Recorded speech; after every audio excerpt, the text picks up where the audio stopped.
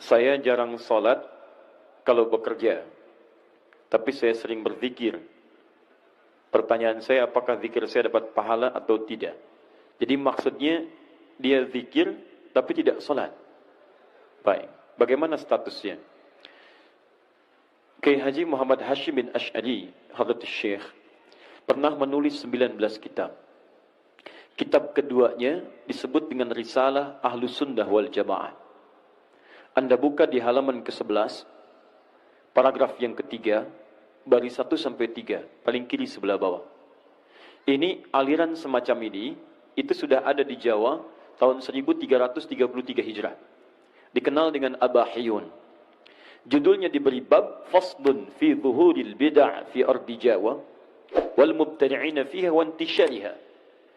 Pasal tentang datangnya aliran-aliran yang menyimpang di tanah Jawa, penyebarannya dan tokoh-tokohnya. Di antaranya dikenal dengan Abahiyun. Siapa Abahiyun itu? Yaitu orang-orang yang berzikir dalam dirinya. Kemudian dia menyimpulkan wasafa qalbuhu. Hatinya telah merasa bersih, merasa tenang. Wala yantabiqu alaihi al-amru wan nahyu. Dan tidak berlaku lagi bagi dia larangan dan perintah. Karena itu orang ini, dia sudah merasa enggak usah salat. Karena salat itu bagian dari zikir. Yang penting saya sudah bisa zikir, saya sudah salat. Sehingga dia mengatakan, kalau orang masih salat itu masih latihan. Karena orang kalau sudah salat, sudah dekat dengan Allah. Fayantabiqu alaihi al-iman wa ikhtara al-iman 'ala al-kufri.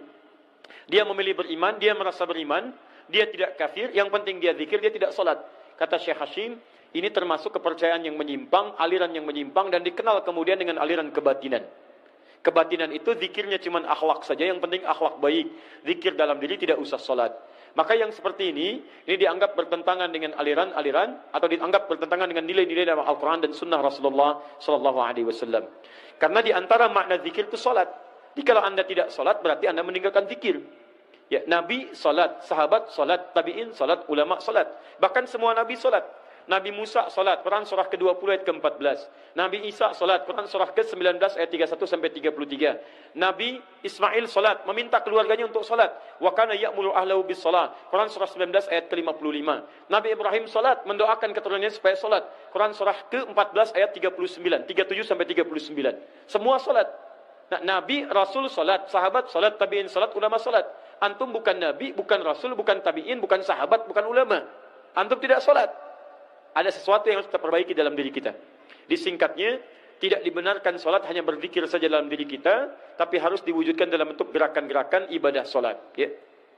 Boleh berzikir, subhanallah, alhamdulillah, Allahu akbar. Kapan waktunya? Selesai salat. Boleh. Apa dalilnya? Quran surah ke-4 ayat 103. Paling kanan di pertengahan. Fa idza qadaytumus salata fadhkurullaha. Maka jika anda telah tuntas mengerjakan salat, silakan berzikir kepada Allah.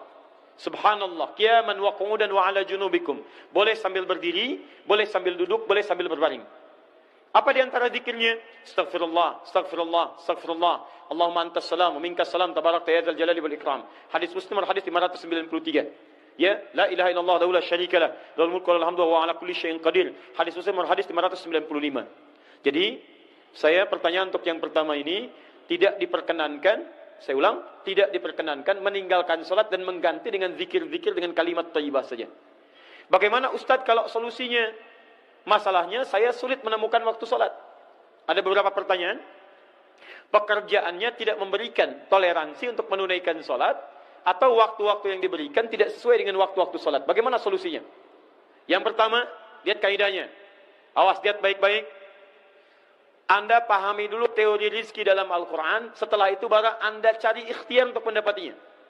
1. Quran surah ke-51 ayat ke-22. Paling kanan di pertengahan. Wa fis samai rizqukum wa ma tu'adun. Rizki Anda telah dijamin di langit dan dijanjikan akan diberikan. Saya ulang. Wa fis samai, di langit, rizqukum, rizki kalian telah dituliskan. Wa ma tu'adun, dan dijanjikan akan diberikan.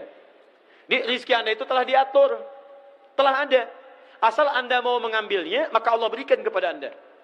Bagaimana cara mengambilnya? Turun Quran surah ke-2 Al-Baqarah ayat 168 paling kanan sebelah bawah. Ya ayyuhan nasu kulu mimma fil ardi halalan thayyiba hai manusia, silakan bekerja di dunia, di bumi silakan kerja dengan cara yang halal dan thayyib, dengan cara yang terbaik. Bagi orang beriman, Quran surah kedua ayat 172, paling kiri di pertengahan. Ya ayyuhalladzina amanu kulu min thayyibati ma razaqnakum. Hai orang-orang beriman, silakan cari rezeki, dapatkan rezeki kami telah siapkan. Cuma saat Anda mencari rezeki itu, ada turunan yang lainnya. Perhatikan baik-baik. Jangan tinggalkan ibadah. Tingkatkan takwa. Begitu takwa ditingkatkan, berkah dibuka, rezeki dibuka. Quran surah ke-7 ayat 96. Walau anna ahlal qura amanu wattaqau lafatahna alaihim barakati minas sama'i wal ard. Dimohon maaf, Anda kerja halal, rezeki dapat. Anda kerjakan sholat, rezeki dapat. Rezeki itu telah diatur. Yang belum ada jaminan itu surga antum. Antum meninggalkan sholat, dapat rezeki juga. Tapi kalau antum tidak sholat, akhirat antum bermasalah. Rumusnya bagaimana? Rumusnya adalah, jangan takut antum tidak mendapatkan pekerjaan, karena takut kehilangan rezeki. Tidak. Rezeki itu telah diatur, asal antum mau kerja, dapat antum bagian dari rezeki. Karena itu saran saya, sambil antum mendapatkan pekerjaan yang baik, jalani pekerjaan sekarang, cari pekerjaan-pekerjaan yang tidak menyulitkan Anda untuk mendapatkan sholat. Yuk cari dari sekarang.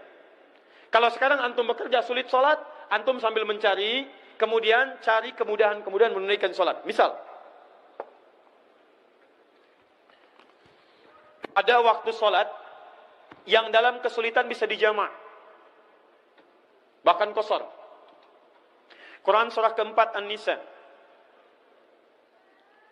Quran surah keempat An-Nisa ayat 102, paling kiri sebelah bawah. Quran surah keempat An-Nisa ayat 102, paling kiri sebelah bawah. Baca dari 101 sampai 102-nya ke kiri. Wa idza darabtum fil ardi falaysa 'alaikum junahun an taqsuru minas shalah. Kalau Anda sedang berpetualang di bumi, Anda punya kesulitan, khawatir terhadap sesuatu, maka tidak ada dosa bagi Anda untuk mengqasar salat. Bahkan kalau perlu Anda jamak misalnya. Jamak itu punya dua kondisi. Kondisi pertama dalam safar. Anda bepergian, ada kondisi yang bisa menjadikan Anda menggabungkan waktu sholat yang boleh dijamak. Gabungkan, jamak itu gabung. Yang boleh digabung 4 waktu sholat. 1 zuhur, 2 asar, 3 maghrib, 4 isya. Zuhur gabungkan dengan asar, maghrib gabungkan dengan isya. Subuh tidak. Karena itu subuh diletakkan jauh dari zuhur, jauh dari isya. Supaya tidak ada kesempatan bagi kita untuk menjamaknya. Zuhur dengan asar, maghrib dengan isya. Kondisi pertama dalam perjalanan. Perjalanan seperti apa? Ya, yang jaraknya melebihi 80 km ada masyaqqahnya. Ada masafah, ada masyaqqah. Masafah itu jarak, masyaqqah itu kesulitan. Maaf, misal Anda dari Busan ke sini ada kesulitan, macet luar biasa. Diprediksi habis waktu asyar, boleh Anda jamak. Bahkan qasar. Yang kedua, ini yang jarang orang ketahui. Ada kondisi boleh dijamak dalam kondisi tidak ada perjalanan, tapi karena kondisi sulit mengerjakan sholat pada saat itu. Misal, maaf, Nabi pernah menjamak sholat tanpa adanya perjalanan. Apa yang terjadi pada saat itu? Ada kondisi angin yang sangat kencang. Ada badai hujan turun. Karena dikhawatirkan dari masjid tidak bisa ke masjid lagi, maka ahli masjid menjamak waktu sholat zuhur dengan asarnya, maghrib dengan isyaknya. Ditarik ke kondisi kekinian, misal ada orang dokter, profesinya sedang tindakan misalnya. Diprediksi tindakan dokter itu operasi dari mulai zuhur sampai ke menjelang maghrib, asarnya bisa lewat. Anda nggak bisa tiba-tiba sedang operasi, jantung dibuka, adzan asar berkumandang. Allahu Akbar, Allahu Akbar. Maaf ya, saya mau sholat dulu. Masya Allah. Anda tinggalkan, meninggal pasien ini. Maka Anda boleh tunaikan di waktu zuhur, jamak dengan asarnya. Selesai operasi, kerjakan sholat maghribnya. Anda kerja sekarang, pekerjaan Anda tinggal di satu daerah, sholatnya sulit, kalau ketahuan misalnya bisa bahaya bagi Anda. Maka bagaimana caranya? Anda bisa ambil pertama, 1. Anda cari peluang dulu mencari pekerjaan lain yang memudahkan Anda untuk menunaikan sholat. Sambil mencari itu, kerjakan sholat sesuai dengan kemudahannya. Misal, Anda punya waktu 5 menit untuk mengerjakan sholat. Anda permisi dari situ, cari ruangan, kerjakan sholat, jamaah dengan asarnya. Atau Anda dapatkan asarnya, duhurnya susah, dapatkan asarnya. Anda kerjakan masuk di waktu asar, jamaah dengan duhurnya. Demikian maghribnya, demikian isyaknya.